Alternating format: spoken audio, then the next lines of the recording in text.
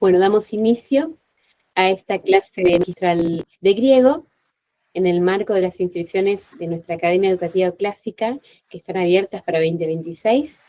Así que bueno, esperemos que sea una clase de mucho provecho para ustedes, que la puedan disfrutar. Y bueno, lo dejamos a cargo de la profesora Camila Gallo, que va a comenzar su clase.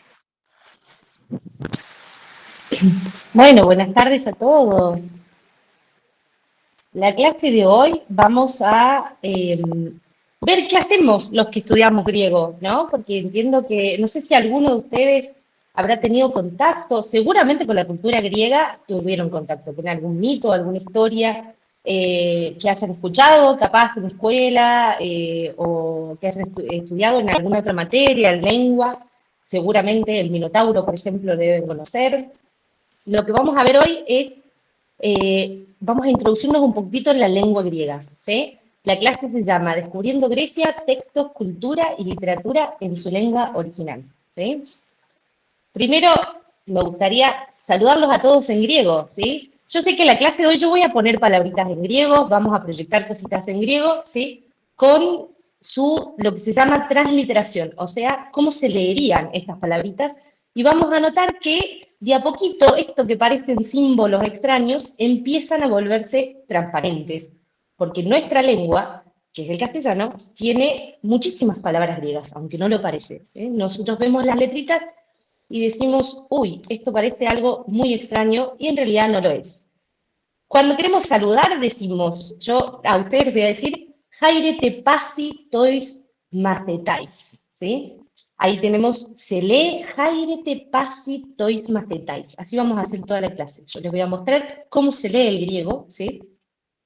Y vamos a ir viendo algunos aspectos de la cultura, ¿sí? La traducción de esta frase sería, hola a todos los estudiantes, o digamos, futuros estudiantes quizás de este primer curso de griego que deseamos abrir, ¿sí? Voy a comenzar la clase de hoy con una historia, ¿sí? Que es el caos, el origen del universo, ¿sí? En griego yo diría tojaos. Fíjense qué parecidas que son las palabras, ¿no? Gearge tu cosmo. Ahí dice el origen del universo, ¿sí? El fragmentito que les traje aquí es de un poeta que se llama Hesíodo, que escribió un libro que se llama La Teogonía, que cuenta justamente cómo es el origen del universo, o cómo lo fue por lo menos para los griegos. Hesíodo vivió en el siglo 7 antes de Cristo, ¿sí? O sea, 700 años antes de Cristo, ¿sí? Y dice, o por lo menos así nos cuenta que los griegos creían que se había originado el universo. Dice, primeramente existió el caos, después Gea, de vasto pecho, sede siempre segura de todos los inmortales que ocupan la cumbre del Olimpo cubierto de nieve. Gea engendró primero, igual a ella, al estrellado Urano, para que la contuviera toda, para que fuera sede siempre segura de los felices dioses. Después nació Cronos, el más joven de mente astuta, ¿sí? Así nos contaban los griegos que era el origen del universo, ¿sí? Muy distinto por ahí de cómo lo pensó después el cristianismo, ¿no? Cómo lo trató después el cristianismo, ¿sí? Esto es un mito, ¿sí?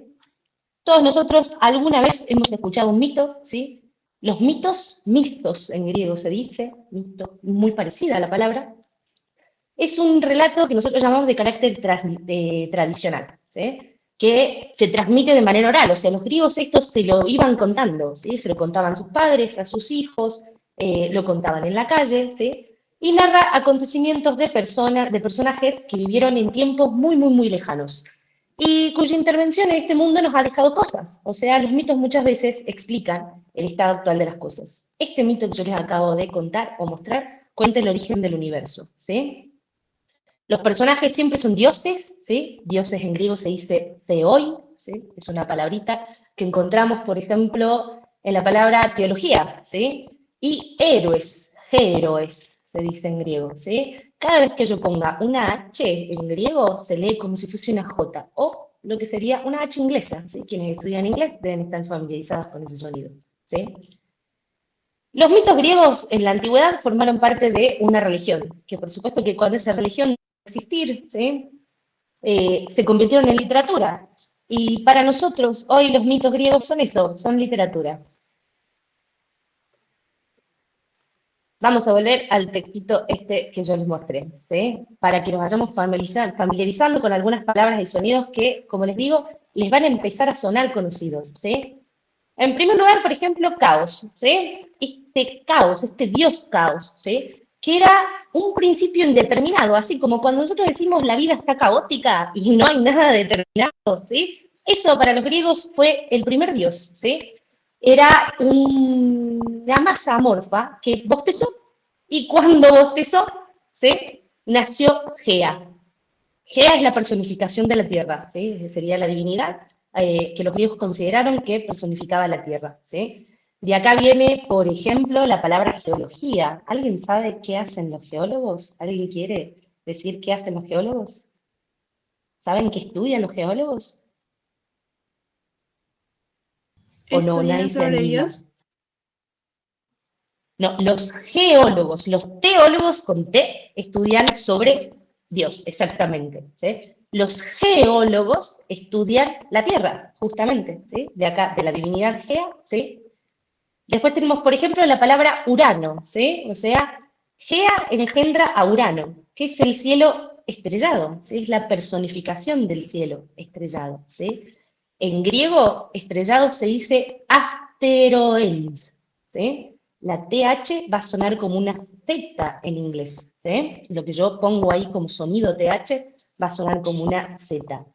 Seguramente alguna vez escucharon la palabra astros, ¿sí? Dicen que las estrellas son astros, ¿sí? Que el sol es un astro, ¿sí? Bueno, Urano era el cielo estrellado. Entonces, de caos, el caos bosteza y sale Gea. Y Gea engendra a Urano, ¿sí? Y juntos, Gea y Urano, el cielo y la tierra, ¿sí? Van a engendrar toda una serie de dioses, ¿sí? Justamente acá tenemos la palabra Theos, ¿sí? Theos es Dios, de ahí viene la palabra teología. Quienes estudian teología estudian a Dios, ¿sí? Las concepciones de Dios. Incluso hay teólogos que estudian divinidades de otras culturas, como esta, culturas antiguas, ¿sí? Juntos, Gea y Urano van a dar Cronos, ¿sí? Van a engendrar a Cronos. Cronos es la personificación del tiempo, ¿sí? ¿Conocen alguna palabrita en castellano que les suene así parecida a Cronos? Cronológico. Exactamente, Cronómetro. cronológico. Cronómetro, muy bien. ¿Ven que en castellano, ven que el griego, que parece que tiene estos signos todos extraños, eh, se va volviendo cada vez más familiar, ¿sí? Después tenemos otra palabrita que aparecía ahí cuando hablaba justamente del origen del universo, iba a ser el adjetivo protos, ¿sí? Que significa primero. ¿Se les ocurre alguna palabrita en castellano que pueda derivar o que tenga este proto? Protomarte. Muy bien, por ejemplo. Prototipo es otra, ¿sí? Todas las palabritas que en castellano tengan protos adelante, ¿sí? Va a significar que eso es el primero de algo, ¿sí? Y por último, y esta me encanta, es la palabrita cosmos, ¿sí? Cosmos en griego significa universo, mundo, pero también significa orden y belleza, porque para los griegos el orden es belleza, ¿sí? La belleza se origina en el orden, ¿sí? Entonces, todo ese cosmos es lo que se origina después justamente de ese caos, esa masa amorfa indeterminada en la que estaba el universo antes de que todo se acomode, ¿sí? ¿Por qué comienzo yo con este mito tan famoso, además para los griegos? Este mito es muy, muy griego. A los griegos les gustó siempre preguntarse por las causas, ¿sí? Por las causas, por los principios, por cómo el mundo había llegado a ser como es ahora, ¿sí? Nosotros también lo hemos hecho. ¿Cómo se llama la parte de la Biblia que narra el origen del mundo? Génesis. Muy bien, Génesis. Esa palabrita es de griega. Génesis significa nacimiento en griego, ¿sí? Entonces, el nacimiento del mundo es la parte de la Biblia que le llamamos Génesis, ¿sí? Bien, ahora, si vamos a comenzar por los orígenes, ¿cuál es el origen de la lengua griega? ¿Sí? Los orígenes de las lenguas griegas son muy, pero muy, muy, muy antiguos. No sé si esto alguna vez lo han escuchado o no, ¿sí? Pero hubo una lengua muy antigua que se habló en el centro de Asia, la primera lengua de la que tenemos registro, ¿sí? Se llamó indoeuropeo, ¿sí? El indoeuropeo en realidad es una lengua postulada y reconstruida por los lingüistas. ¿Alguien sabe qué hace un lingüista? ¿Qué hacen los lingüistas?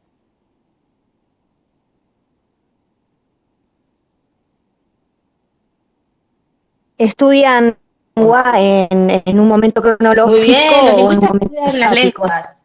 Muy bien, exactamente. Los lingüistas estudian las lenguas en un momento cronológico, estático o lo que llamamos diacronía. Miren, ahí está la palabra cronos, ¿no? Diacronía a través del tiempo. Pueden estudiar varias lenguas, ¿sí? Bueno, los lingüistas vieron que todas las lenguas de Asia y de Europa, ¿sí? Tenían muchos rasgos en común, ¿sí? De India incluso, ¿no? Asia, Europa y la India. Todas las lenguas que se hablaban ahí tenían muchos rasgos en común, entonces dijeron, todas estas lenguas tienen que venir de un lugar común y le llamaron indoeuropeo. Por eso se llama indoeuropeo, ¿sí? Pues se habló en la India. Ahí tenemos un mapita que muestra cómo esta lengua que se originó en el centro fue mudándose, porque era una sociedad nómade, o sea, no vivía, no vivía en un mismo lugar, sino que se iba trasladando. Y al irse trasladando a los distintos lugares, ¿sí? Fue dejando como semillitas, ¿sí? Que se iban a convertir en las otras lenguas, ¿sí? El griego entonces sale de acá, ¿sí? Sale del indoeuropeo. Otra lengua, por ejemplo, que sale del indoeuropeo es el latín. El latín es hermana del griego, ¿sí? Pero también nace las lenguas de las que iban a derivar, por ejemplo, el alemán, el inglés, ¿sí? Entonces, todas estas lenguas tienen rasgos en común, son parecidas en algún punto, ¿sí? Cuando el griego llegó a Grecia, ¿sí? Cuando la versión indoeuropea que iba a dar al griego llegó a Grecia, lo hizo en dos momentos. En un primer momento, el pueblito que llegó se llamó Aqueos, ¿sí? Y en un segundo momento llegaron otros griegos que se llamaban dorios, ¿sí? Esto estamos hablando siglo XII antes de Cristo, o sea, 1200 años antes de Cristo, los griegos llegaron a Grecia y comenzaron a difundir su cultura, ¿sí? Acá tenemos un mapita de Grecia que nos muestra unos nombres que por ahora van a resultar extraños, pero también ya nos vamos a ir familiarizando, que son eólico, arcadio chipriota, jónico ático, dórico y griego del noroeste. Estos son los que nosotros en lingüística llamamos dialectos, ¿sí? Si hay personas acá que no son de Argentina, ¿sí? Eh, podrán entender qué es un dialecto, ¿sí? Los dialectos son variedades de una sola lengua. Nosotros todos en Latinoamérica, por ejemplo, hablamos español, pero les puedo apostar que si nos sentamos a tomar un café, vamos a encontrar que le decimos de manera distinta a las cosas, ¿sí? ¿Hay alguien acá que no sea de Argentina? ¿O somos todos argentinos?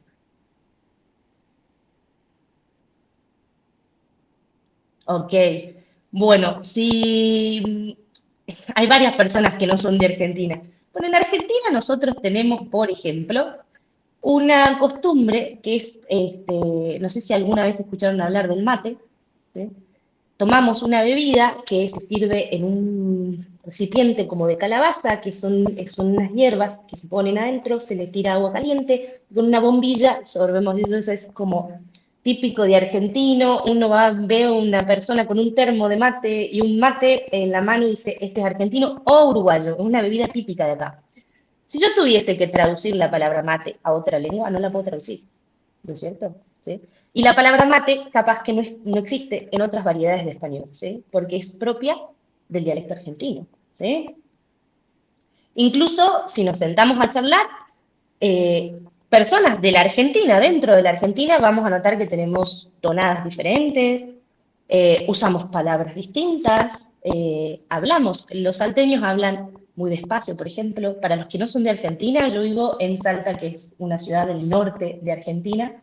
Los salteños hablamos despacito, a veces arrastramos la R, decimos R, perro, dicen los salteños, ¿sí? Los correntinos hablan distinto, las personas de Corrientes, de Entre Ríos, de donde son nuestros anfitriones, tienen diferencias. Los cordobeses tienen esa tonada tan particular que hacen, dicen mañana, por ejemplo. En vez de decir mañana, dicen mañana. Esos son los dialectos. El griego también tuvo sus dialectos. Entonces, esto que estamos viendo acá en el mapita son los distintos dialectos griegos que se hablaron en la antigüedad. ¿Por qué les explico esto? Porque cuando nosotros planteamos un primer curso de griego, ¿sí? No aprendemos todos estos griegos, ¿sí? Aprendemos lo que se llama el dialecto ático, ¿sí? Ho áticos dialectos, se dice en griego, ¿sí? Ho es el artículo, ho es el artículo para las palabras masculinas, áticos significa ático y dialectos, dialecto, ¿sí? El Ática es una región de Grecia, acá la vemos en el mapita, es donde está actualmente Atenas, ¿sí? Este dialecto, ¿por qué estudiamos este dialecto? Este dialecto fue el que prevaleció sobre los otros dialectos, ¿sí?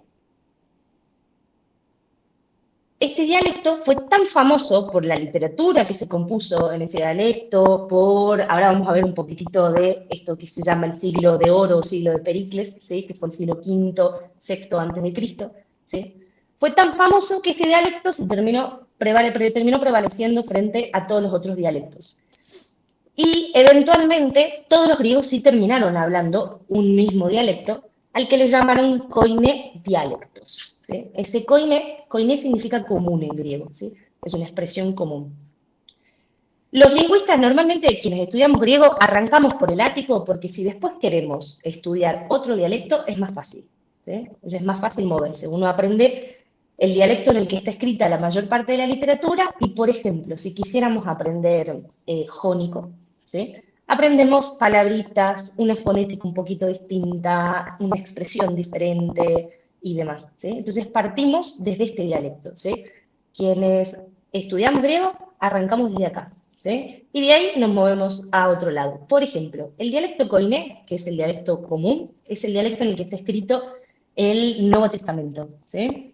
Una persona que ha estudiado griego ático y lee el Nuevo Testamento, prácticamente no se da cuenta de las diferencias. Muy pocos. Las diferencias están más en el significado, en el sentido de las palabras, que en otra cosa, ¿sí? Por eso es muy fácil moverse desde el dialecto ático, ¿sí? Y ahora viene la segunda historia que les voy a contar hoy, que es esta, la de Atenea, que es la patrona del Ática, ¿sí? Los griegos contaban la siguiente historia, ¿sí? Esta historia está contada en un mitógrafo que se llama Apolodoro, que vivió en el siglo III a.C., y escribió un librito que se llama Biblioteca Mitológica, en donde nos recopiló una cantidad de mitos. A él le agradecemos que tengamos muchos de los mitos que justamente se contaban de manera oral, él los fijó por escrito. Entonces ahora nosotros podemos leerlos, ¿sí? Los griegos contaban lo siguiente, dice, el autóctono Cécrope es un nombre propio, que tenía cuerpo híbrido de hombre y de serpiente, reinó primero el Ática. O sea, para los griegos el primer rey del Ática fue una especie de monstruo, que era mitad hombre, mitad serpiente, ¿sí? Se dice que en su época los dioses decidieron tomar posesión de las ciudades en las que cada uno iba a recibir honores, ¿sí? O sea, cada dios de los 12 dioses que tenía la antigüedad, presidía o cuidaba, protegía una ciudad en específico, ¿sí?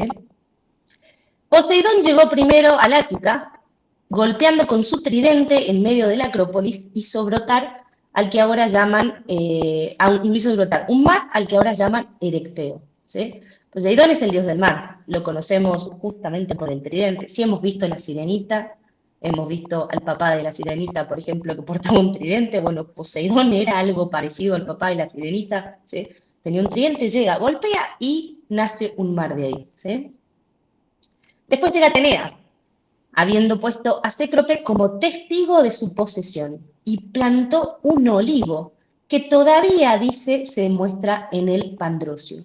Los griegos tenían, el Pandrosio es un lugar de Grecia, los griegos guardaban un arbolito, ¿sí? Que recordaba ese primer momento en que Atenea hizo brotar un olivo, ¿sí? Quienes hayan tenido la suerte de visitar Grecia saben que los griegos hasta el día de hoy siguen siendo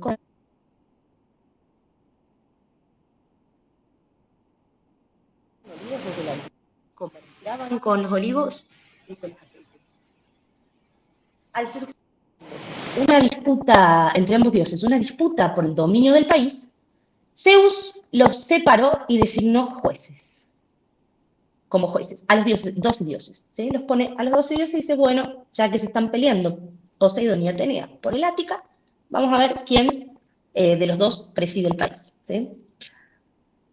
Por su veredicto, el país fue entregado a Atenea, ya que Cécrope testimonió que ella había sido la primera en plantarlo. ¿Sí? Entonces, Atenea denominó la ciudad de Atenas según su nombre, y Poseidón, indignado, inundó la llanura Triasia y sumergió al Ática bajo el mar. Si recordamos el mapita anterior, vemos que el Ática y Atenas están sobre la costa. Ahí está.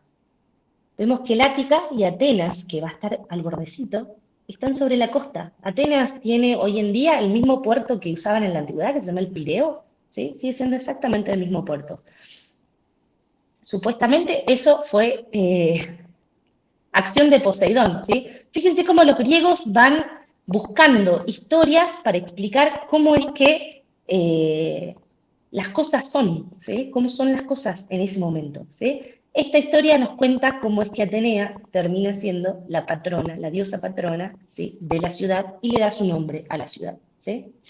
Por lo tanto, palabras y sonidos, así, conociendo la lengua un poquitito, ¿sí? Fíjense, la palabra autóctono la conocen en castellano, no existe esa palabra, regriega, ¿sí? Se dice igual, miren, autócton, ¿sí? Autos significa uno mismo, y chton significa tierra, o sea que alguien autóctono es alguien que ha nacido, ¿sí? En la propia tierra, ¿sí? A Cécrope le decían autóctono, o sea, Cécrope había nacido en esa tierra de Atenas y por eso la gobernaba, ¿sí? Otras palabritas, por ejemplo, soma, que significa en griego cuerpo. ¿Alguien conoce? Este es un poco más difícil porque esta nos dio derivados medio técnicos, ¿sí? Pero si alguien alguna vez escuchó en psicología que se dice somatizar, ¿sí? Una enfermedad, por ejemplo, ¿sí? Cuando nos enfermamos, cuando por ahí estamos, no sé, muy estresados y pasamos ese estrés al cuerpo y nos enfermamos, nos resfriamos, por ejemplo, ¿sí? Los psicólogos hablan de somatizar, o sea, pasamos al cuerpo, ¿sí? Aquello que nos está pasando en la cabeza, ¿sí? Otra, y esta sí les va a sonar un poquitito más, es la palabra polis, que significa ciudad, ¿sí? De acá nos dio un adjetivo. ¿Alguien se anima? ¿Alguien lo reconoce? ¿Cómo se llama eso que tiene que ver con la ciudad? ¿Les suena o no les suena algo de polis en castellano? Puede que no también, ¿no? Puede que no nos suene todavía porque vamos descubriendo qué cosas tiene el griego en el castellano, ¿sí? De polis viene político. O sea, todo lo que es político es lo que tiene que ver con la ciudad, lo que está relacionado con la ciudad, con lo público, con el ámbito público, ¿sí? Y de acá tenemos otra palabrita, ¿sí?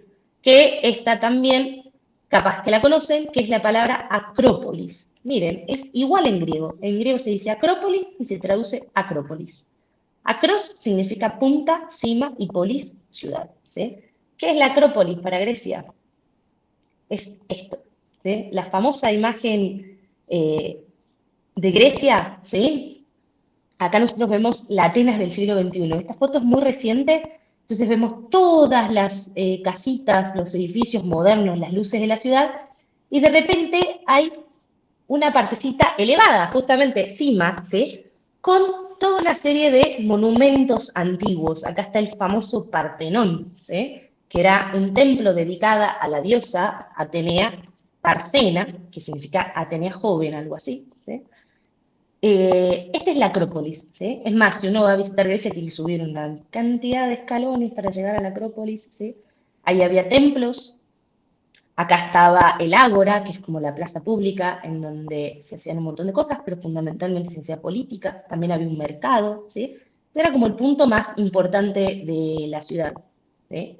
Nosotros, por ejemplo, en Latinoamérica, como nosotros Hemos moldeado nuestras ciudades a la forma colonial, ¿sí?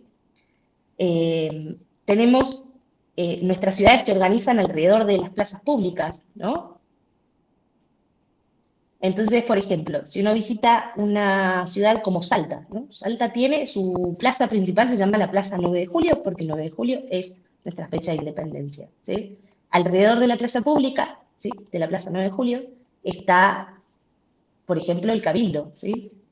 Está la catedral, ¿sí? Bueno, los griegos hacían lo mismo, nada más que lo ubicaban en el punto más alto de la ciudad. Era una cuestión estratégica de guerra, digamos, ¿sí? Para que si la ciudad recibía algún ataque, toda esta parte, donde está la parte política y religiosa de la ciudad, no sufriera ningún daño o fuera más difícil de atacar, ¿sí?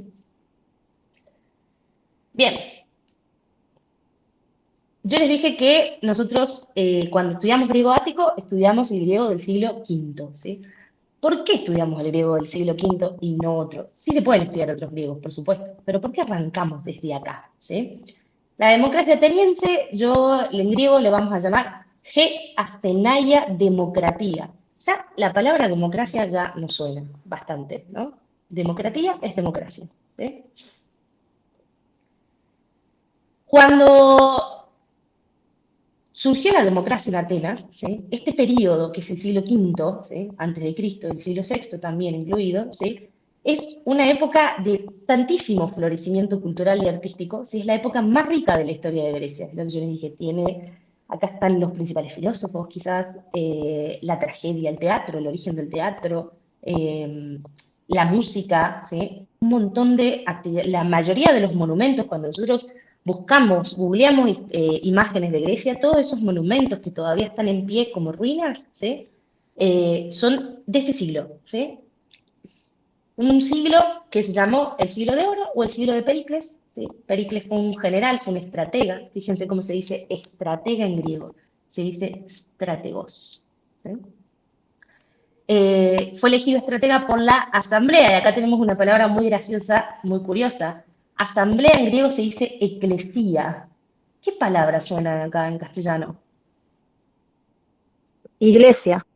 Exactamente, la eclesía o la iglesia. Fíjense cómo las palabras también van a ir modificándose a lo largo del tiempo, ¿no? La eclesía, una vez que caiga la democracia, va a dejar de ser la asamblea, pero el cristianismo se la va a apropiar para llamarle a iglesia, ¿sí? Básicamente la iglesia es una asamblea, ¿sí? Este Pericles fue tan importante que al siglo V lo llamamos el siglo de Pericles porque hizo cosas muy buenas, entre ellas promover, por ejemplo, la cultura, ¿sí? La mayor parte de nuestra terminología política viene de acá. Nosotros vivimos en democracias, ¿sí? Por lo tanto, todos nuestros organismos de gobierno vienen de acá, ¿sí?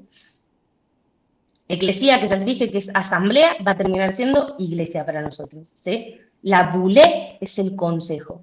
Y aunque no parezca, nosotros sí tenemos una palabrita derivada de la palabra bulé, que es la palabra voluntad, ¿sí?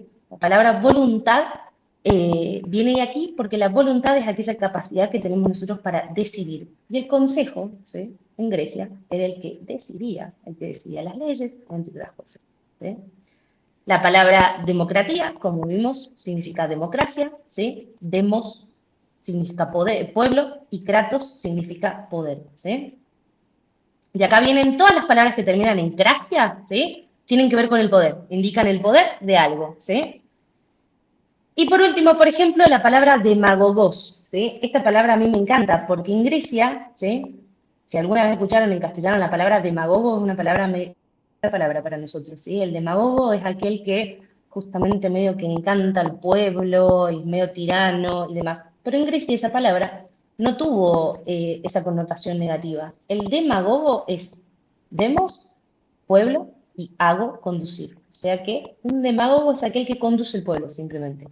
En algún momento los políticos se ve que se han ganado un poquitito de mala fama, y demagogo es una palabra en castellano un poco negativa, ¿sí?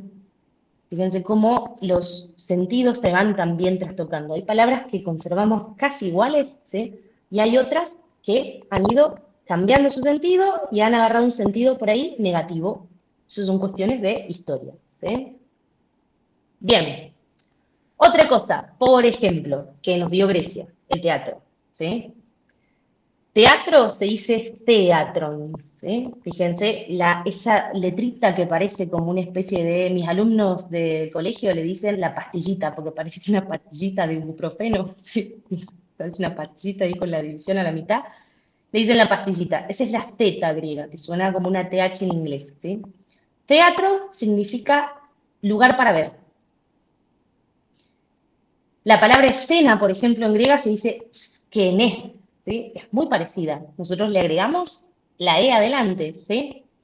Y esta última a mí me encanta, que es hipócrites, que en griego significa actor.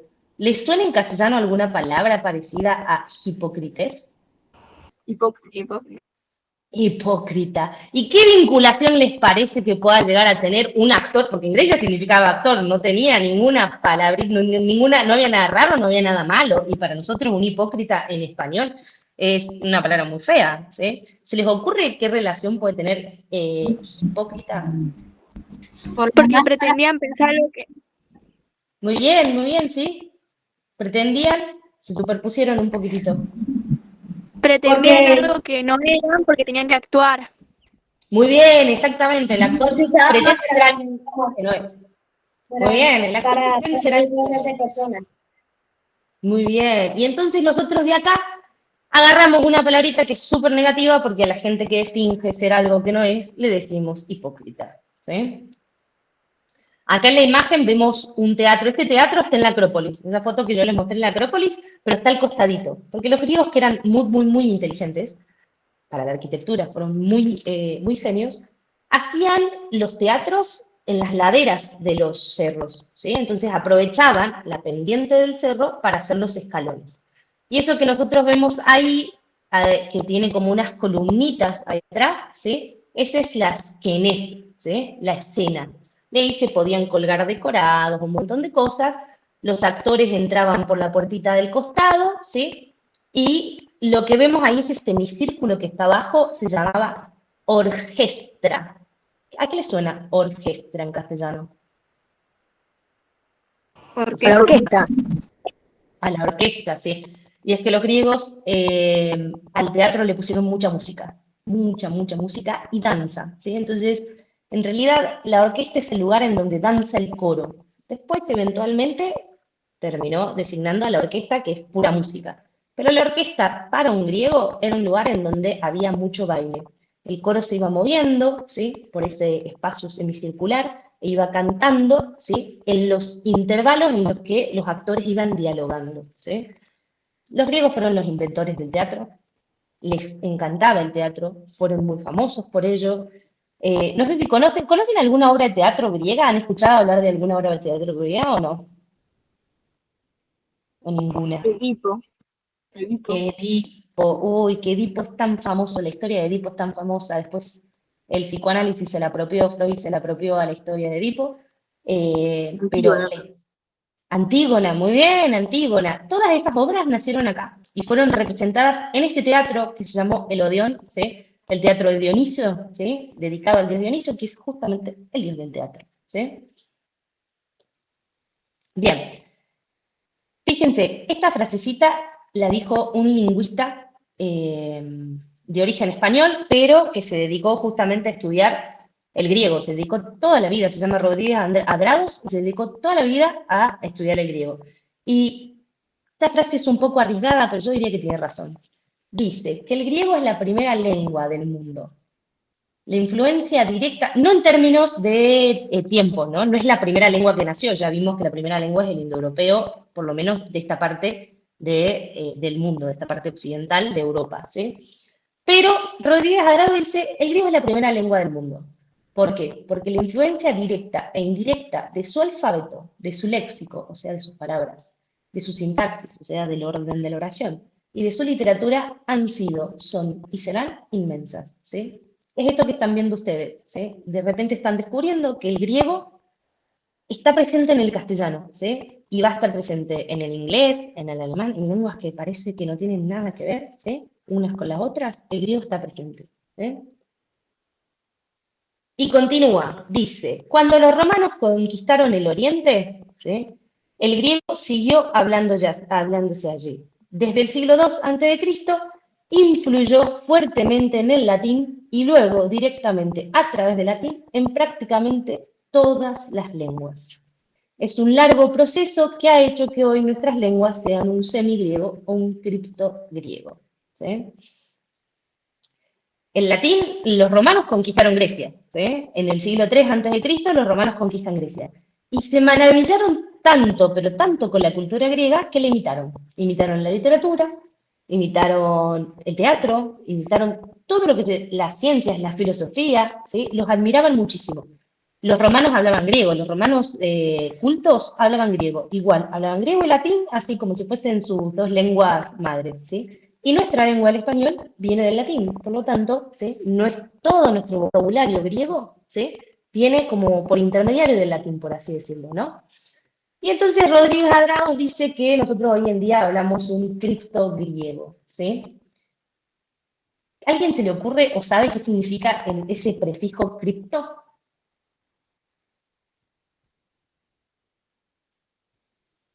¿O no saben? Bueno, hoy en día se habla mucho de las criptomonedas, pero bueno, capaz que por la edad ustedes no saben lo que es una criptomoneda, ¿sí? Pero no sé si escucharon alguna vez que es una cripta, ¿sí? Criptos en griego significa oculto. Como algo ¿Sí? oculto. Exactamente, es oculto. Entonces, es como si el griego estuviese oculto en nuestras lenguas, así está latente, digamos, patente ahí adentro, ¿sí? Y lo están viendo ustedes, ¿sí? Al griego presente en el castellano, ¿sí? La última historia que les voy a contar, ¿sí? Es la de Orfeo, el poeta. ¿Alguien sabe quién es Orfeo? ¿Han escuchado hablar alguna vez de Orfeo? Se murió su esposa, ¿no? Fue a buscarla al Sí, infierno. exactamente, Sí, Orfeo feo. que fue a buscar a su esposa al infierno, exactamente. Muy bien, su esposa se llamaba Eurídice, ¿sí? El mito de Orfeo cuenta lo siguiente. Este mito está contado por Pausanias, ¿sí? Pausanias fue otro.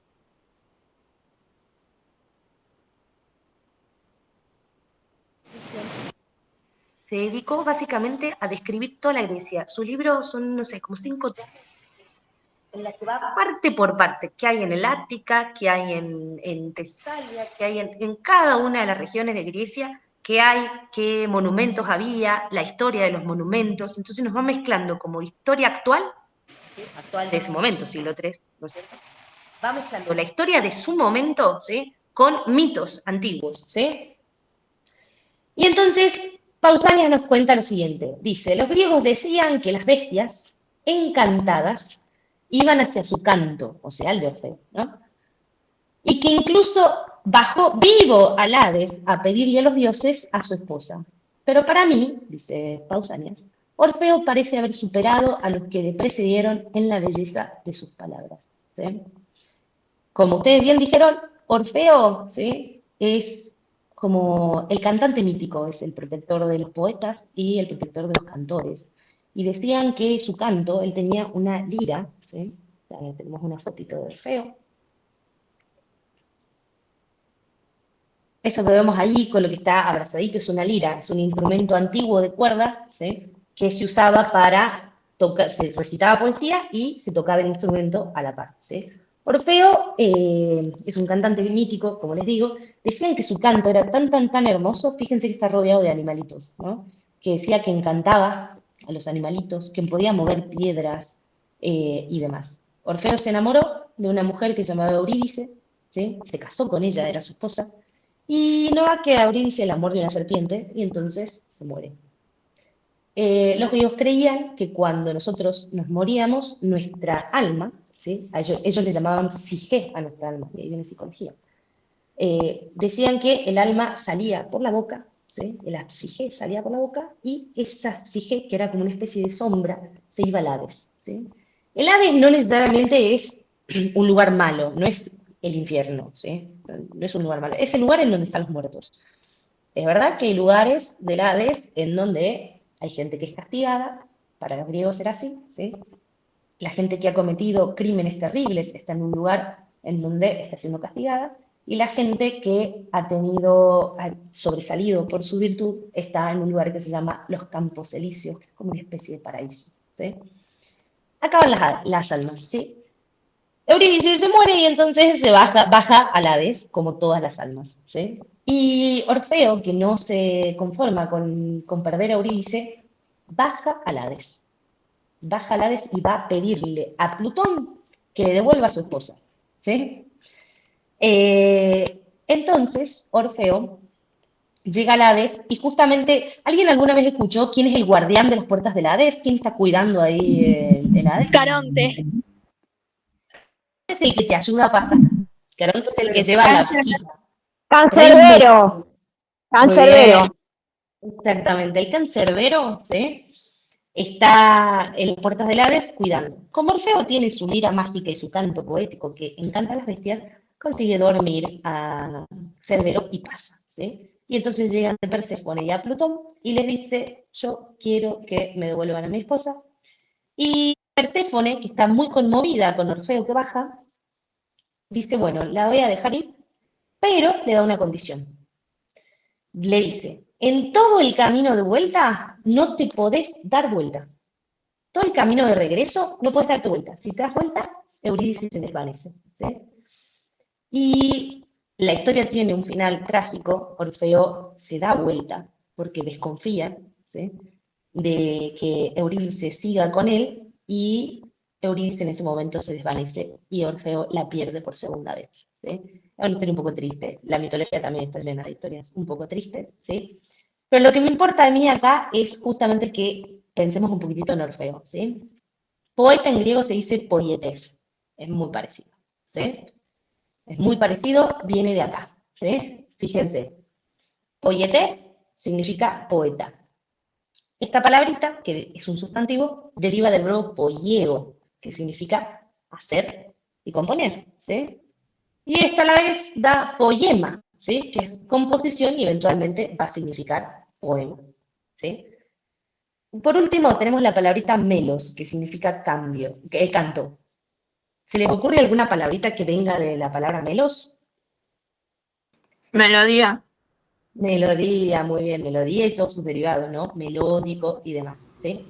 Melodioso. Y melodioso, muy bien, el adjetivo melodioso, ¿sí? Para los griegos, la poesía y el canto no estaban separados. O sea, los poemas griegos son más parecidos a una canción moderna, ¿sí?, que a un poema moderno, ¿sí? Los poemas modernos tienen métrica, tienen rima y demás, pero los griegos además tenían canto, ¿sí? Tenían musiquita con una lira, con una flauta, con un acompañamiento de flauta, y muchos de ellos también tenían además danza, ¿sí?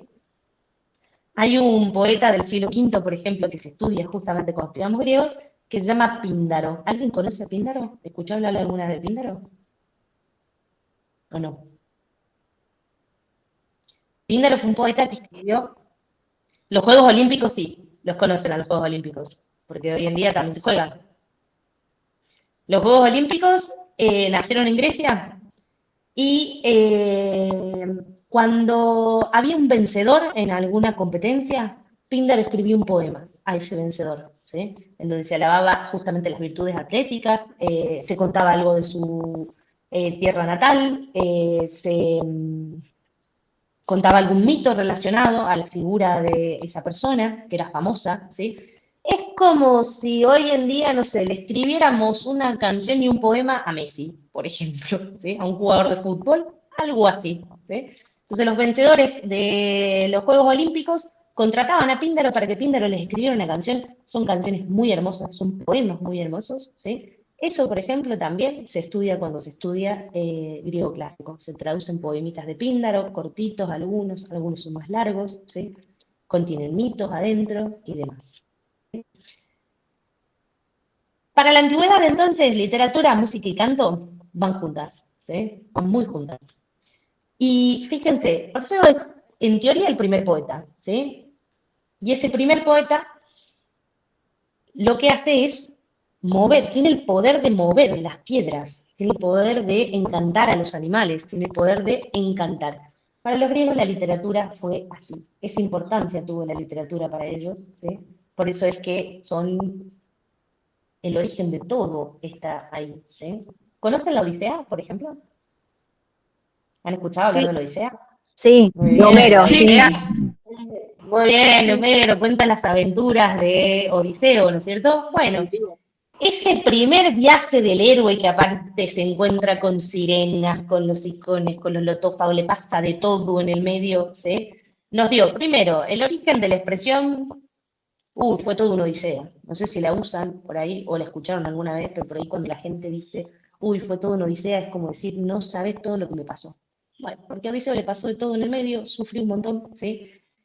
Ese primer poema que cuenta el viaje de un héroe es el origen de todos los libros que ustedes conozcan en los que se cuente el viaje de alguien. Incluso aquellos Claro, el viajes... periplo del héroe nace ahí. ¿Cómo? Se me cortó un poquito. Periplo del héroe se llama. ¿Se escucha? Exactamente, El exactamente. periplo del héroe. El periplo del héroe, exactamente. Bueno, peri significa alrededor, ¿no es cierto? Entonces, en griego, pues, la preposición peri es alrededor, ¿sí? El periplo del héroe eh, nace acá, ¿sí? E incluso va a terminar dando, por ejemplo, un Julio Verne que se animó a ir hasta la luna, ¿sí? Dicho sea de paso, hay un autor griego que también fue a la luna, ¿sí? Que también escribió un libro en el que el personaje principal va a la luna, se llama Luciano de Samosata y escribió una historia además que le puso un nombre medio de chiste, le puso La historia verdadera y cuenta un viaje a la luna, ¿sí? Bien, en el textito que yo les mostré además aparece una palabrita que a mí me gusta mucho que cuenta, así le llamaban los griegos al efecto que tiene la literatura para nosotros, ¿sí? Psijagogeo, ¿sí? Psijagogeo es la acción, es lo que genera la literatura en nosotros. Esta palabrita está compuesta por psique, de donde viene psicología, ¿sí? Que es alma o espíritu, y hago, que significa conducir. O sea, la literatura tiene esta capacidad de transportar, digamos, el alma a otro lugar, ¿sí? Bien, una cosita para que vayamos viendo, cuando estudiamos griego antiguo, entonces, para que vayamos resumiendo, cuando estudiamos griego antiguo, estudiamos no solamente una lengua, sino que estudiamos una cultura, ¿sí? Tenemos que explicar un montón de cosas, por ejemplo, esto que les expliqué, cómo eran las almas para la antigüedad, ¿sí? Hay un lingüista del siglo XX que dice, los límites de mi lenguaje son los límites de mi mundo, ¿sí? Esta idea de que las lenguas, ¿sí? Moldean el pensamiento, ¿sí? Nosotros pensamos en castellano, pensamos con las palabras en castellano, y esos son de alguna manera los límites. Esto que yo les dije, por ejemplo, si yo de repente voy por la calle en Inglaterra con un mate y un termo, y va a aparecer un inglés y me va a decir, ¿qué llevas ahí? Y yo le voy a tener que explicar, le voy a tener que decir el nombre. No tengo traducción para mate en inglés, ¿sí? Y le voy a tener que decir, esto se llama mate, y voy a usar la palabra en castellano. Esto se llama mate. Y le voy a tener que explicar, en todo caso, qué implica el mate, ¿sí? Pero justamente, para quienes son argentinos, sabemos nosotros que el mate no solamente es una bebida. Para nosotros el mate es encuentro. Nosotros tomamos mate en ronda, lo compartimos, ¿sí? Es la conversación, ¿sí? Entonces, es una realidad cultural que nos hace a nosotros como argentinos. Es una tradición, por ejemplo, ¿sí? Otra forma de decirlo, por ejemplo, fue otro lingüista que se llama Sapir, en realidad son dos, Sapir y Worf, dicen, no vemos, oímos ni experimentamos de la misma manera que otros pueblos, porque los hábitos lingüísticos de nuestra comunidad nos predisponen a ciertas elecciones de interpretación, ¿sí? Interpretamos el mundo a través de nuestra lengua, ¿sí? Hay cosas que, las realidades que no existen, no las podemos nombrar, ¿sí? En nuestra lengua, o vamos a tener que inventar palabras, por eso inventamos palabras todo el tiempo. Cuando irrumpió la tecnología, tuvimos que crear todo un vocabulario nuevo, ¿no es cierto?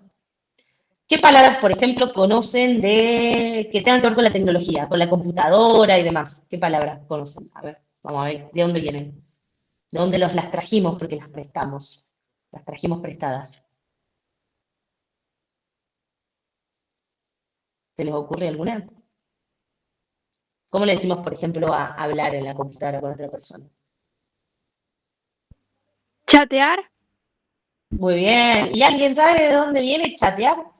¿De dónde nos trajimos esa palabra? Porque no la teníamos, la tuvimos que crear, porque cuando nació la computadora y hablábamos a través de una computadora, tuvimos que inventar una palabra nueva para esa nueva realidad, que viene del inglés, ¿no? Chat en inglés es conversar, ¿sí? Y la última dice, el lenguaje no es un mero medio para expresar pensamientos, sino que es el mismo pensamiento configurado, ¿sí? Esta idea también de otro lingüista, ¿sí?, del siglo XIX, ¿sí?, es esta noción de que el lenguaje moldea nuestro pensamiento, moldea nuestra cabeza. Por lo tanto, y esto es lo que a mí me gusta muchísimo de enseñar griego y de seguir estudiando, porque yo además sigo estudiando griego, y sigo estudiando latín, yo también soy profe de latín, es que cuando nosotros estudiamos una lengua, es como si de repente pidiéramos prestado otro cerebro, ¿sí? Tenemos que aprender palabras que no existen, que no podemos traducir, tenemos que darle una vuelta para traducirlas o dejarlas así nomás. Aprendemos toda otra cultura, ¿sí? Es la mejor puerta de acceso para una cultura, para mí, es una lengua, ¿sí? Y esta en particular, que es el griego, además es la base de toda nuestra cultura occidental, ¿sí?, de todo nuestro pensamiento. La filosofía fue escrita en griego, la filosofía occidental tuvo en primer lugar como primera lengua el griego, ¿sí? Y como habrán visto a partir de, por ejemplo, la palabra eclesía, y ahora vamos a ver a partir de algunas otras, nuestra religión también, ¿sí?, nació de ahí. Hay un evangelista que escribió en Grecia y escribió en griego. ¿Alguien sabe cuál es el evangelista que escribió? Juan, Juan, exactamente. ¿De dónde era Juan? Juan era ¿Saben de dónde, de hebreo. qué ciudad era Juan o no? Sí, pero Juan escribió en griego, ¿sí? Y vivió en la ciudad que es Grecia cuando se dedicó a difundir el evangelio, que es Éfeso, ¿sí?, la ciudad de Éfeso. Entonces, Él estuvo en Patmos. ¿cómo? Patmos, pues. También, sí, atravesó varias ciudades, ¿no? Porque como todos los apóstoles, fueron misionando, ¿sí? Pero el Evangelio, dicen que el Evangelio lo escribió, algunos dicen que el Evangelio lo podría haber escrito en Éfeso, y entonces la mayoría cree que originalmente ese Evangelio se había escrito en griego, ¿sí? O sea, es el primer Evangelio que está escrito en griego, después los demás van a ser traducidos, así como fueron traducidos a distintas lenguas de la antigüedad, ¿sí? Pero cuando San Juan tuvo que traducir el Evangelio al griego, y tuvo que ver qué palabritas iba a usar, ¿sí? Entonces ahí empezó a tomar palabritas prestadas, ¿sí?, del griego para decir cosas que no podía decirlas, que tenía que denominar nuevas, ¿sí? Por ejemplo, ¿alguien sabe de dónde viene la palabra ángel? ¿Qué es un ángel? ¿Qué hacen los ángeles? De Ángelo, sí. Muy bien. Mensajero.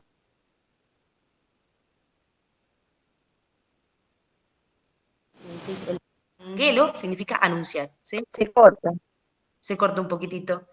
Entonces, antes de esto, ¿sí? Sí. Yo, por ejemplo, si yo tengo que traducir un texto, ¿sí?, de griego, ¿sí?, si me encuentro con un texto de antes de Cristo, la palabra ángelos,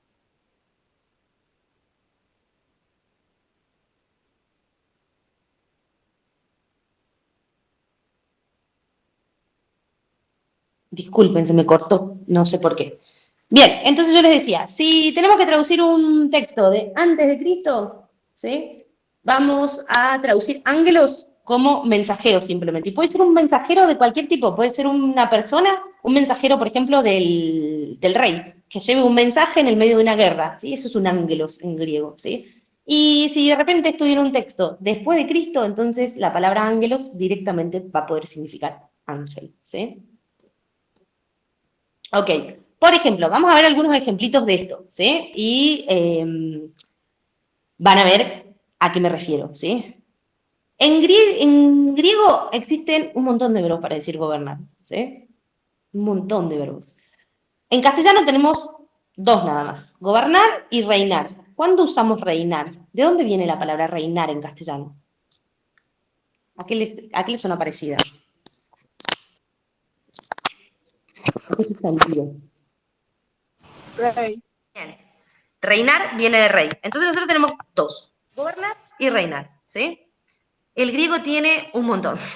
Vamos a ver. ¿Por qué el griego tiene un montón? Porque también, justamente cuando nosotros decimos que una lengua transmite un pensamiento, ¿sí? Estamos intentando entender una cultura.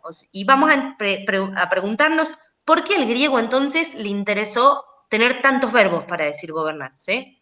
Uno es basileuo, por ejemplo, ¿sí?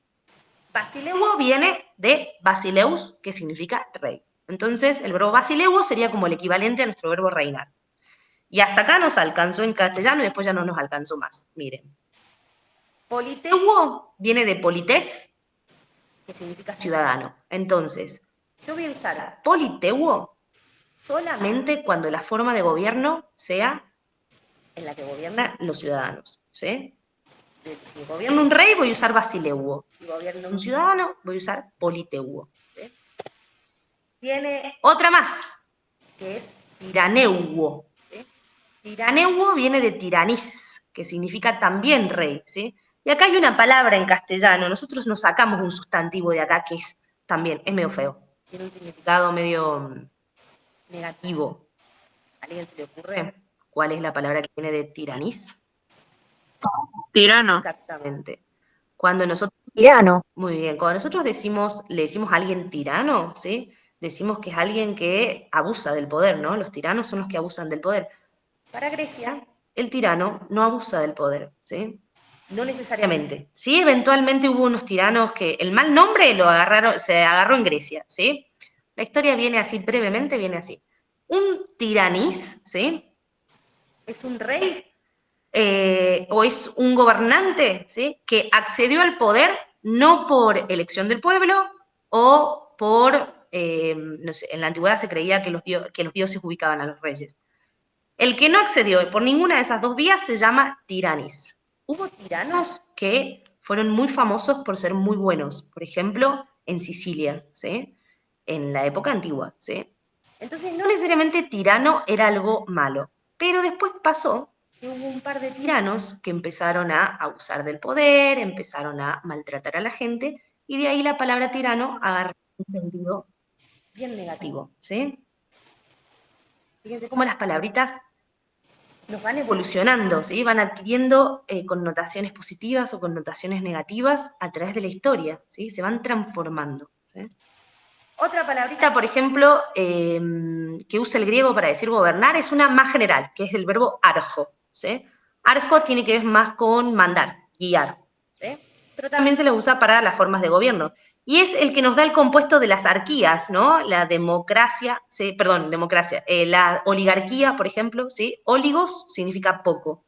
Entonces, arjos, ¿sí? O argía, gobierno, ¿sí? Entonces, el gobierno de poco, ¿sí? De acá tenemos, por ejemplo, miren, negado, anarquía. El prefijo a en griego, ¿sí? Significa no. Entonces, cuando hay una anarquía, ¿qué es lo que no hay?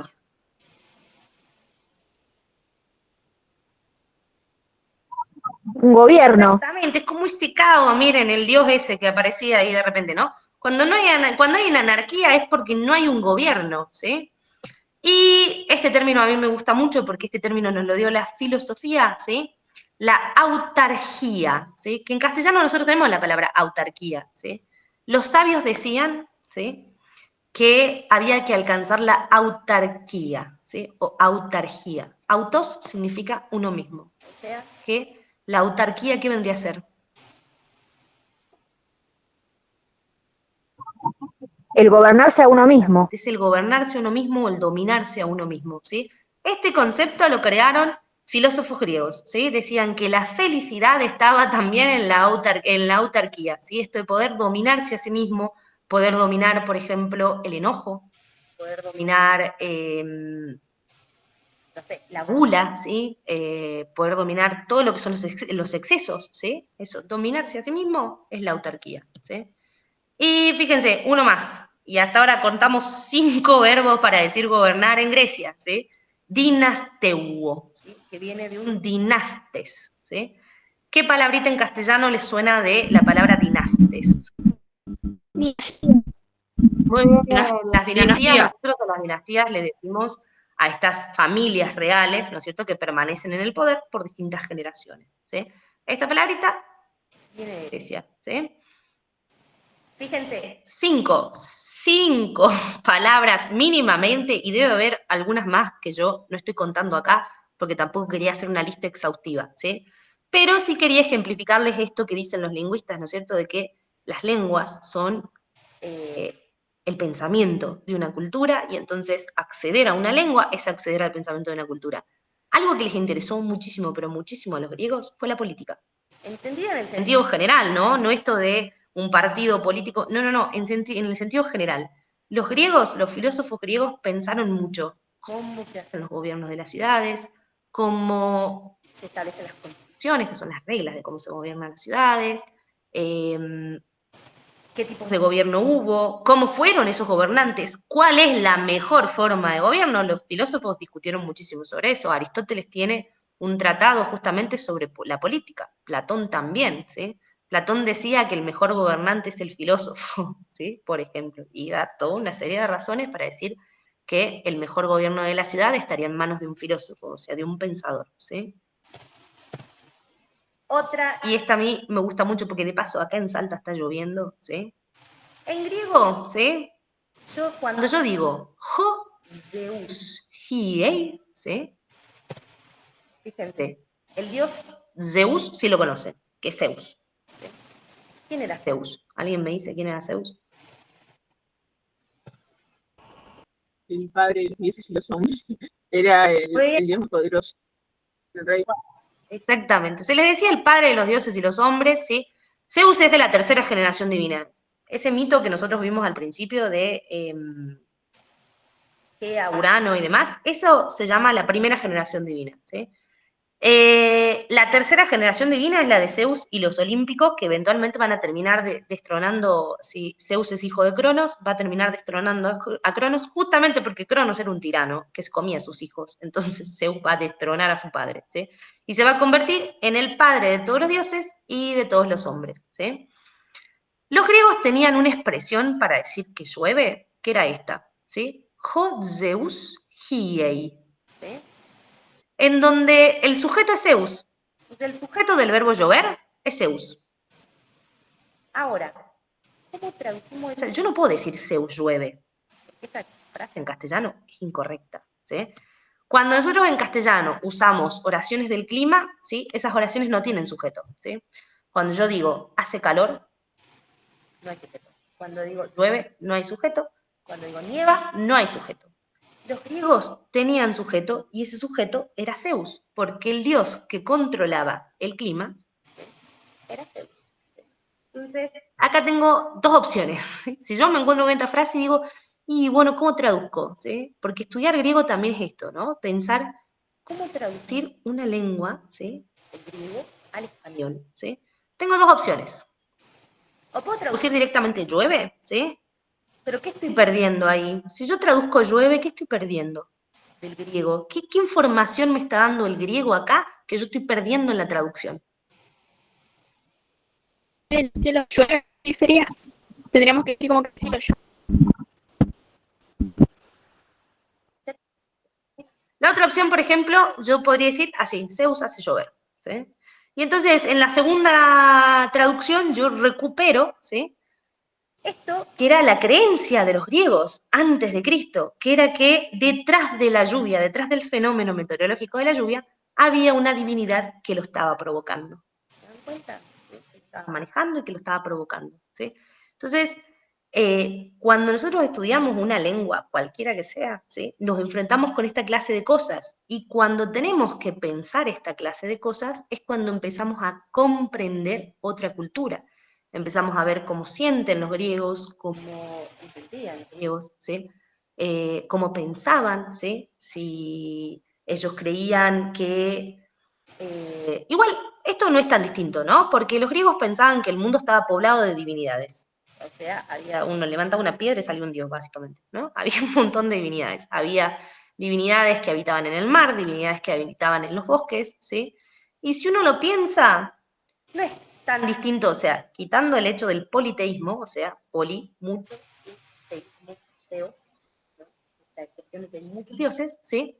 Si nosotros lo pensamos un poquitito con la religión cristiana, no hay una gran diferencia, porque nosotros decimos que Dios es omnipotente y omnipresente. Omnisciente. También, exactamente, son las tres cosas, ¿no? Es omnipotente, omnisciente y omnipresente. O sea, Dios está en todos lados, ¿sí? Los griegos tenían un poquitito esa idea también. La diferencia es que tenían un dios para cada cosa. Había un dios para el teatro, había un dios para que controla el clima, por así decirlo, Zeus, entre otras cosas, ¿no? Pues Zeus hace más cosas que estas. Había un dios del mar, Poseidón, y a la vez dentro del mar había otros dioses, las ninfas, Océano y demás. Cuando nosotros entramos al griego y estudiamos griego, nos vamos a encontrar con palabritas justamente que traducen esta cultura, que muestran esta cultura. ¿Sí? Como esta de acá. ¿Sí? Bien. Y por último, ¿sí? Eucharistopasi. ¿Sí? Esta frasecita, ¿sí? Se lee Eucharistopasi, ¿sí? Y se traduce gracias a todos. ¿Sí? ¿Qué palabrita de acá, de la palabra Eucharistó, ¿sí? Nos suena? ¿Qué palabrita le suena de aquí? Exactamente, ¿sí? Exactamente. Eucaristía. El verbo eucaristó en griego es agradecer, ¿sí? Es una acción de gracia. Así te decía un griego, gracias, ¿sí? Eucaristó. ¿Sí? Los griegos hoy en día siguen usando la misma palabra, nada más que se pronuncia distinta. En griego moderno, esa eu no se pronuncia eu, sino que se pronuncia ef. Entonces, un griego hoy en día, si ustedes van a Grecia y quieren decirle a alguien gracias, le dicen efjaristó. Pero es el mismo verbo, ¿sí? Es la misma palabra. Los griegos hoy en día hablan griego, ¿sí? Y la lengua se ha modificado un poquitito, pero tampoco así como... ¿sí? Bien. Hasta acá, vamos. Yo quería la clase de hoy, ¿sí? No la quería hacer tan extensa, tampoco la quería hacer tan pesada, porque quería que dejáramos un espacio, estos últimos 20 minutos que nos quedan, digamos, ¿sí? Para que también ustedes me cuenten si tienen algún contacto con el griego, qué interés tienen con el griego, si es que les interesa hacer un curso de griego, qué piensan de la lengua griega, les parece que esto sería difícil, que sería fácil, les interesa, no les interesa, y demás. Y también hoy vamos a mirar un poquitito el alfabeto griego también. ¿Alguien quiere contarme algo? ¿Algún contacto que hayan tenido con el griego o ninguno? Sería como la primera vez.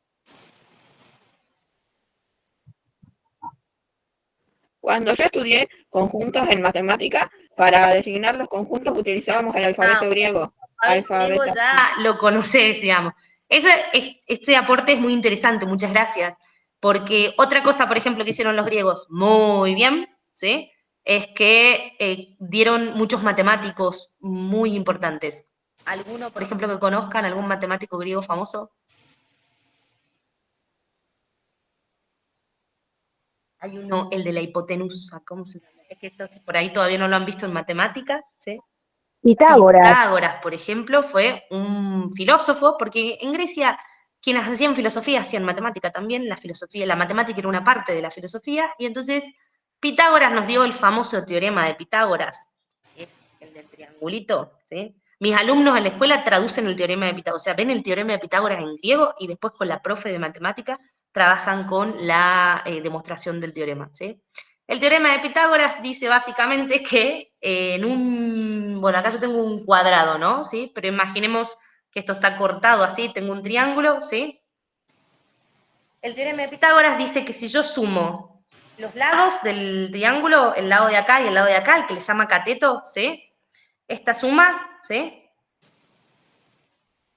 Es inferior a la hipotenusa, que es la de acá, ¿sí? Es la transversal, digamos, ¿sí? El inventor de ese teorema, ¿sí? Como les cuento, ¿sí? Si, por ejemplo, esta clase de cosas, ¿sí? Se hacen cuando uno estudia un curso de griego, ¿sí? Y empieza a estudiar la lengua, puede acercarse, por ejemplo, a las formulaciones originales de la matemática, ¿sí? De la geografía, ni hablar también, ¿sí? De la botánica, ¿sí? de la política, de la literatura, de la música, ¿sí? Si estudiamos, por ejemplo, algunos poemas, vamos a encontrar muchos conceptos que tienen que ver con la música, ¿sí? Vamos a ver. Hoy les quiero compartir, además... Los ¿sí? modos griegos, por ejemplo, de la música. Por ejemplo, los modos griegos, exactamente. En la arquitectura también, ¿no es cierto? En el arte en general, la escultura, la pintura, ¿sí? Grecia nos ha dejado tanto, tanto, tanto. Por eso a mí me encanta esa frase de Rodríguez Adrado que dice que nosotros hablamos un cripto griego, o sea, un griego que está escondido en nuestra lengua, que está ahí latente, ¿sí? Todo eso uno puede hacer cuando se acerca al griego.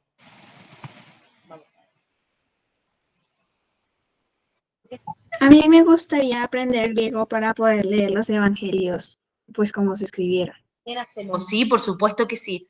El curso que nosotros queremos ofrecer de griego, justamente, como les expliqué, parte del griego que se llama griego ático, ¿sí? Es lo primero que se estudia, pero como el griego koiné, que es el griego en el que están los evangelios, es tan parecido al ático, vamos como mechando y vamos aprendiendo algunas palabritas. Una palabrita, por ejemplo, que me olvidé, que estaba en la diapositiva y me olvidé, que es muy interesante, que aparece justamente en el prólogo del Evangelio de San Juan, ¿sí?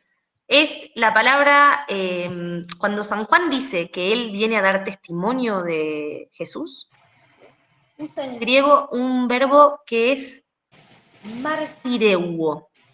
¿Qué palabrita en castellano suena de martireuo? Mártir. Mártir. Los mártires, ¿sí? Son aquellos que han dado testimonio de Jesús. Bueno, esta palabrita, ¿sí? En griego antiguo, o sea, antes de Cristo, mártir significa simplemente testigo, y puede ser incluso, por ejemplo, el testigo de un juicio, ¿sí? La persona que atestimonia en un juicio, ¿sí? ¿Le sale...? ¿No comparte?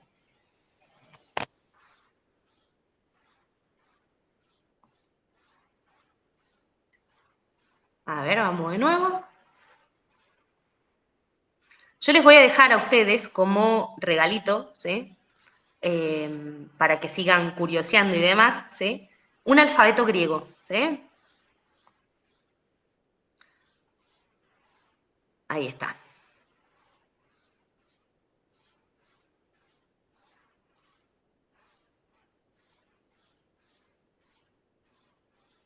No, ¿por qué no me comparte? A ver. Vamos de nuevo.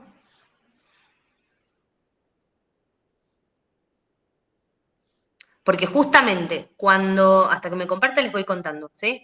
Lo primero que tenemos que hacer cuando empezamos a estudiar griego, ¿sí? Es aprender justamente estos signitos que son diferentes, ¿no es cierto? De las letras griegas es lo primero que tenemos que hacer. O sea que en un primer curso de griego, lo primero que uno aprende es la letra, la grafía, le decimos grafía, para poder leer en griego, ¿sí? Y a partir de ahí, como vieron en la clase de hoy, el griego se va empezando a volver bastante transparente, ¿sí?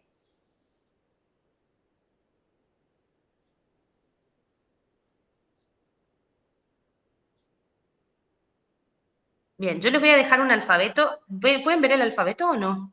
Todavía no.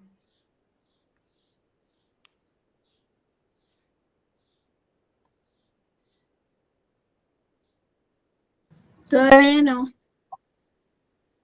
No, yo tampoco puedo verla ahí, a ver. No.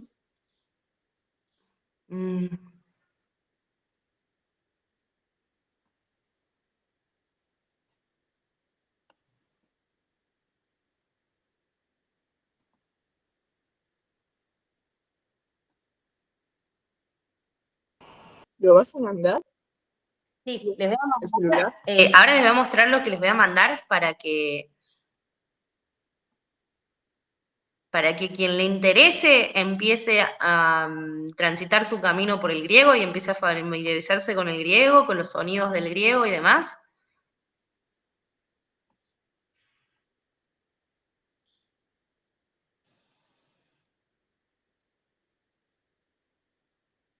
Ahí está. Bien. El alfabeto griego viene del fenicio, o sea, los griegos le pidieron prestado, ¿sí? El alfabeto a otro pueblo, ¿sí? y crearon el suyo a partir de ese, ¿sí? Es, además, el primer alfabeto, ¿sí? Es el primer alfabeto que transcribe, o sea, que le asigna a cada sonido de la palabra una grafía, una letra, ¿sí? Eso se llama escritura silábica, ¿sí? O sea, cada uno de los sonidos, ¿sí? Va a representar, cada una de las letras va a representar un sonido distinto, ¿sí? Es el origen de todos los alfabetos occidentales, nacen de acá, absolutamente todos los alfabetos occidentales. Yo les voy a dejar un alfabetito griego, este alfabetito de acá, que está sacado de un manual que además es muy hermoso. Les voy a dejar varias páginas de este manual, ¿sí? Justamente para que curioseen, porque es un manual muy lindo que se usa para aprendices de griego, en donde les cuenta, por ejemplo, brevemente cómo nace el alfabeto, ¿sí? Cómo justamente los griegos le piden prestado el alfabeto a los fenicios, ¿sí? Y crean el suyo, ¿sí? Acá tenemos, por ejemplo, el alfabeto de los fenicios, ¿sí? Y este alfabeto va a terminar siendo el alfabeto que conocemos.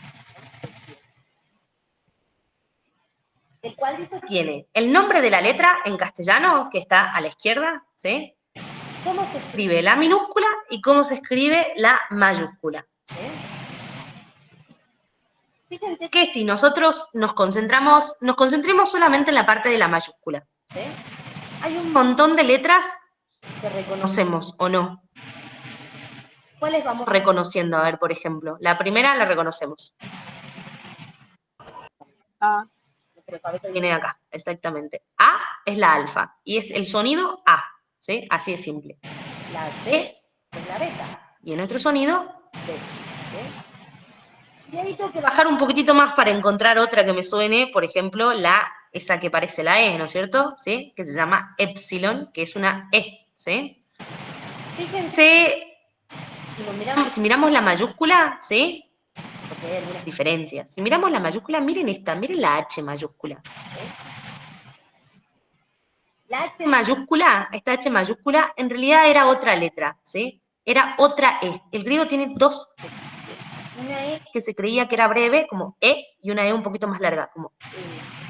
Esa diferencia, que se llama diferencia de cantidad, desapareció muy temprano en griego. Entonces nosotros cuando leemos no las aplicamos. Leemos tanto esta letra como la anterior, como esta. Todas las leemos como esta. La I, por ejemplo, es la misma, miren. ¿Sí? La capa, ¿sí? Es la K, la M, la N, ¿sí? Son las mismas, ¿sí? La O es igual, ¿sí? La pi la conocemos de matemática, el número pi. ¿Sí? ¿Cuál es el número? ¿Ya estudiaron el número pi en matemática alguna vez? ¿Cuál es el número pi? Bueno, el número pi es equivalente a 3,14. En matemática se lo usa, justamente se le señala con la letra pi. Espero que hayan estudiado matemática y que conozcan algunas letras. Después hay algunas letras medio engañosas, ¿sí? Por ejemplo, esta de acá, que parece la P, pero es una R, ¿sí? Tanto la minúscula como la mayúscula parecen una P, pero son una R. Esta letra se llama Ro. Y lo bueno es que la letra Ro designa el mismo sonido que en castellano, ¿sí? Es esa R que vibra mucho, ¿no? Cuando sale de la boca, yo digo Ro. Esto está buenísimo porque si fuésemos, por ejemplo, hablantes de lengua inglesa, esta R nos costaría un poquito. O hablantes acá es como el inglés. La T, por ejemplo, también, ¿sí? La vemos. Y esta me encanta a mí, porque acá entendemos todo. Esta letrita de acá, la mayúscula, ¿sí? ¿Cómo se llama en castellano esta letrita de acá? Y. Exactamente, porque es la I que le robamos al griego, ¿sí? Le robamos esta letra. Fíjense que la minúscula, en cambio, parece una I, una U, ¿sí? Entonces, por ahí hay algunas letritas que son engañosas. Al principio uno le cuesta un poquitito acostumbrarse, pero uno se acostumbra muy rápido a las letras griegas, realmente se acostumbra muy rápido, ¿sí? Y, por ejemplo, la última letra del alfabeto, ¿sí? Que es la que mis alumnos le van poniendo nombres medio extraños. Por ejemplo, a esta le dicen la herradura, ¿sí? Parece una herradura de caballo, ¿sí? O a la anterior, a la letra psi, le dicen el tridente de Poseidón, ¿sí? de Poseidón, ¿sí? Poniendo, para recordar las letras, les van poniendo esos nombrecitos medio raros, ¿sí? Las letras alfa y omega las conocemos ¿de dónde? De la Biblia. Exactamente. Sí, sí, el alfa y el omega. Exactamente, exactamente. Ven que el mundo griego está presente en nuestra vida, o sea, aunque no lo hayamos visto capaz tanto, ¿sí? Conocemos mucho más del mundo griego de lo que podríamos llegar a imaginar, ¿sí? Yo les voy a pasar este alfabetito griego, ¿sí? Para que puedan ir mirando las letras, ¿sí? Puedan ir mirando cómo suenan las letras, ¿sí? Hay algunos sonidos que van a ser nuevos para el castellano, por ejemplo, miren, concentrémonos acá, esta, la que parece nuestra Z, de donde nosotros le robamos al griego nuestra Z, ¿sí? La mayúscula, si miramos la mayúscula, la que vendría a ser nuestra Z, ¿sí? Esa letrita, en realidad, ¿sí? Es la letra Z, que suena, mis alumnos a veces, los más chiquititos, le dicen que es la abejita, ¿sí? ¿Vieron cómo es el sonido de la abeja? Uno hace una D y una S y sale el sonido ese que es bien vibrante, ¿no? Es la palabra que está, es la letra que está en el nombre Zeus, en el nombre Zeus, ¿sí? En el griego se pronuncia Zeus. Es la letra que está también en el nombre, por ejemplo, Zenón, ¿sí? ¿Conocen algún Zenón? ¿Sí? Es un nombre acá en Argentina que por ahí en algunas regiones es común, en otras no. Zenón es un nombre griego, ¿sí? Bueno, y así, yo les voy a pasar el alfabetito, les voy a pasar quiero dejar los últimos minutos para algunas preguntas que tengan para hacerme, ¿sí? Y esto también, ¿sí? Que dice fonemas vocálicos y consonantes, que simplemente lo único que hace es separarle las consonantes, o sea, del alfabeto, agarra el alfabeto y separa cuáles son vocales, cuáles son consonantes. Eso va a ser lo mismo que en castellano, los mismos sonidos que son vocálicos en castellano son vocálicos en griego, por suerte, ¿sí? Así que va a ser exactamente lo mismo. Al final hay una actividad que justamente cuando hayamos aprendido un poquitito las letras, ¿sí? Podemos ver estas, ¿no? Por ejemplo, ¿sí? Las palabritas en griego, ¿sí? ¿Qué palabritas han dado otras lenguas también? ¿Sí? Esta es una actividad bien interesante porque entonces podemos empezar a comparar lenguas, ¿sí? Por ejemplo, la primera es la que yo les había dicho, ¿no? Ángelos. Cuando yo en griego tengo dos gamas, ¿sí? Vieron que la alfa es la primera. Yo tengo gamma, gamma, E, L, O, S. Ángelos, ¿sí? En latín, ¿sí? Va a ser la misma palabra, de hecho, angelus, ¿sí? En español ángel, ¿sí? Y después aparecen por ahí otros ejemplos en otros idiomas para que ustedes vean que la derivación es la misma. ¿Alguien sabe cómo se dice ángel en inglés? Angel. Todas son iguales, ¿sí? Ángelos, angelus, ángel, angel y en alemán engel, ¿sí? ¿Ven? Bueno, un cuadrito por ahí que como ejercicio también está bueno porque uno va viendo, ¿sí? Cómo ha derivado estas palabras en otras lenguas, ¿sí? Va viendo cómo suenan, ¿sí? Y como les digo, cuando uno aprende las letritas, ¿sí? Las palabras empiezan a sonar muy familiares, ¿sí? Bien. ¿Hay alguien que tenga alguna pregunta, algo que quieran comentarme, que quieran preguntarme, alguna duda que tengan con respecto a griego, de acerca del griego?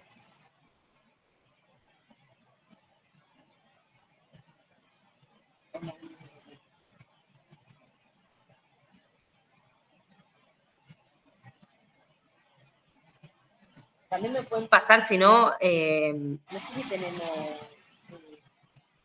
también alguna forma de contacto como para que si después por ahí se les ocurre alguna duda más adelante, algo que quieran consultar, que va a dar clase el año próximo de griego. Si abrimos un curso de griego, creo que eso depende del cupo, depende de cuánta gente quiera estudiar griego. Exactamente. El cupo mínimo de alumnos por ahí suele ser 6 o 7, Así que bueno, esperamos tener alumnos para abrir algún que otro curso de griego. Así que bueno, estaremos ahí. Lo importante es que los interesados en inscribirse pueden hacerlo completando el formulario de inscripción que está en la web. No hace falta que paguen inscripción ni nada, sino que de esa manera quedan en lista de espera.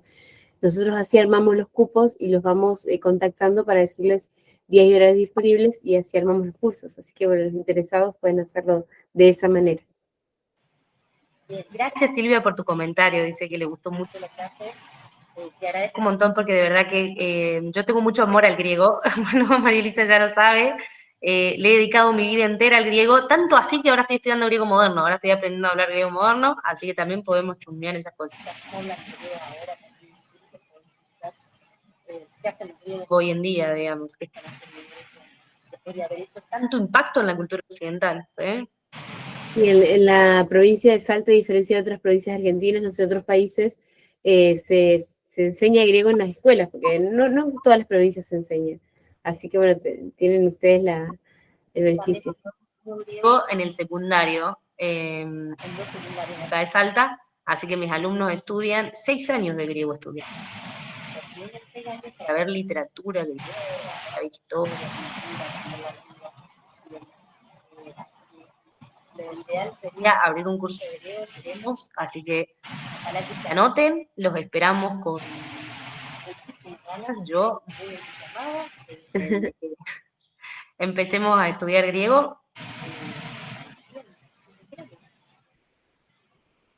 Con mucho gusto, Camila. La verdad que sería hermoso y aparte hay muchas familias homeschoolers que buscan estudiar el griego porque es una materia que se busca mucho en algunos ambientes, así que bueno, ojalá podamos tener unos lindos grupos el año que viene. Cualquier cosa, entonces, si tienen dudas, se pueden comunicar con nosotros.